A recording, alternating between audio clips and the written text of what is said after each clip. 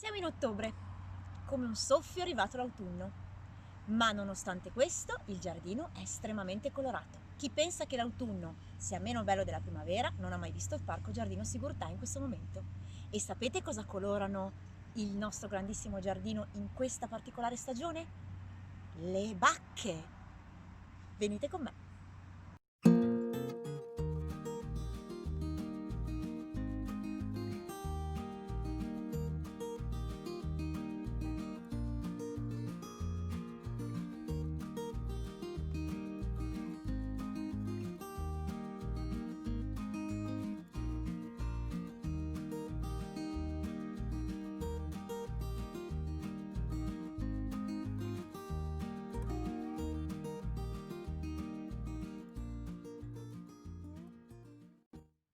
Siamo lungo il viale dei Pini e che colora questo viale, che è uno dei principali del giardino, c'è una grande macchia di piracanta. La piracanta è un arbusto rustico, forte e davvero molto appariscente, mi piace un sacco dire questo aggettivo, e qui è un insieme di tanti cespugli che formano una macchia, vedete, molto estesa, che è sempre verde ed è bella in qualsiasi stagione. Abbiamo appena lasciato la primavera con i fiorellini bianchi delicati a mazzolino per passare al grande colore veramente molto particolare di questa qualità che è la Soleil d'Or, e lo dice la parola stessa, sono bacche giallo-oro che spiccano su questo verde sempre molto rilassante.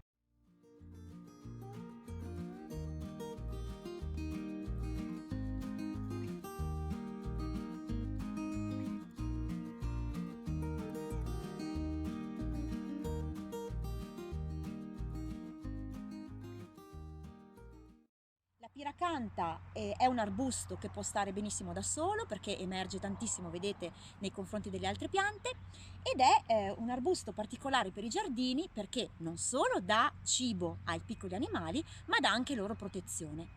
È una pianta che spesso si trova lungo i perimetri dei giardini privati e dei cortili perché è spinosa. Infatti, sui suoi rametti ci sono delle spine molto acuminate che fanno molto male e quindi tengono distanti gli ospiti indesiderati. Questa è una qualità appunto di questo colore giallo squillante ed è una delle tante bacche, una delle tante piante a bacca che colora il giardino d'autunno. Non perdetevela!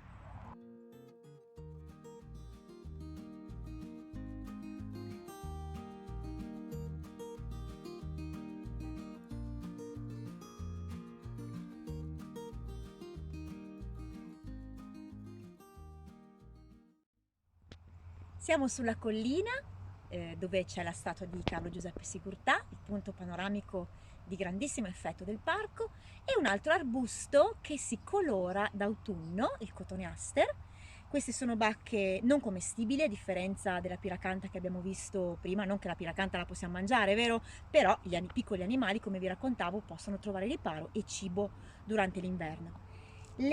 Queste sono solo alcune delle piante a bacca che colorano la stagione invernale e autunnale, perché ce ne saranno veramente tantissime con il passare del tempo, con il passare dell'autunno e con l'arrivo appunto della chiusura. L'8 novembre il parco chiuderà, quindi avete ancora tempo per venirci a trovare, e attenzione perché c'è un mini abbonamento davvero interessante per godersi di questi colori, che non sono solo del foliage come tutti pensano, ma anche di questi splendidi arbusti a bacca che colorano alcuni luoghi del giardino, in particolare di rosso, giallo, arancio.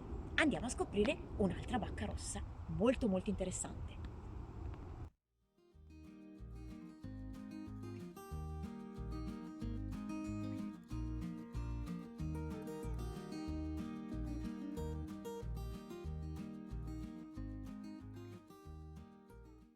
Siamo immersi in un roseto dove al posto dei fiori ci sono le bacche. Un'altra grandissima sorpresa dell'autunno sono le bacche, i finti frutti della rosa canina. In questo caso siamo comunque tra le rose antiche, le rose canine sono lungo il viale delle rose, ma le bacche sono molto simili, sono queste, sembrano piccole meline, vedete, arancioni, ma questi finti frutti che colorano l'autunno da adesso per quasi tutto l'inverno inoltrato, possono sopportare tra l'altro le gelate, sono assolutamente decorative con le neve sopra, quindi abbiamo viste veramente di tutti i colori, e hanno un nome bruttissimo. Questi sono i cinorroidi e sono appunto i finti frutti della rosa canina o della rosa antica, a seconda della qualità della rosa, sono più o meno grandi, ma sono, nonostante il nome sia orribile, sono davvero con tantissime proprietà, perché sono ricchi di vitamina C, anzi in questo periodo un bel infuso di rosa canina, di bacche di rosa canina sarebbe perfetto, perché previene tutti i mali di questo inverno che sarà lunghissimo.